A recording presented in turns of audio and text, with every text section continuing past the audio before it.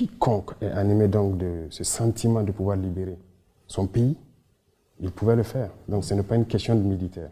Ailleurs, des militaires ont réussi. Ici aussi, des militaires peuvent bien réussir. Les coups d'État, on ne les fait pas parce qu'on le veut. C'est cette manière de voir les choses qu'il faut changer.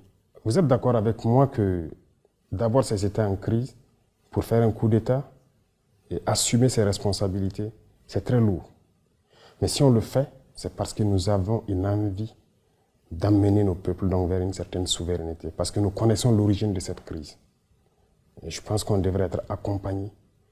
Les gens sont fiers de citer, il y a tant de millions de déplacés dans ces contrées-là. Mais qu'est-ce que vous faites pour les aider? Rien. Est-ce que vous avez le sentiment que c'est les militaires qui sont plus susceptibles de régler ces problèmes-là que les politiques, les civils? C'est votre sentiment? Tout le monde pourrait le faire. Mais comment l'expliquer que ce soit les militaires qui prennent la main et qui disent on ne veut plus de civils? Non, les militaires n'ont pas dit qu'on ne veut plus de civils. C'est par devoir de patriotisme. Lorsque la nation est en péril, à un moment donné, il faille prendre des décisions importantes. S'il se trouve que ce sont les militaires qui ont eu le courage de prendre ces décisions, eh bien, c'est ce qui est là. De toute façon, civils ou militaires, nous sommes tous les enfants de ce pays.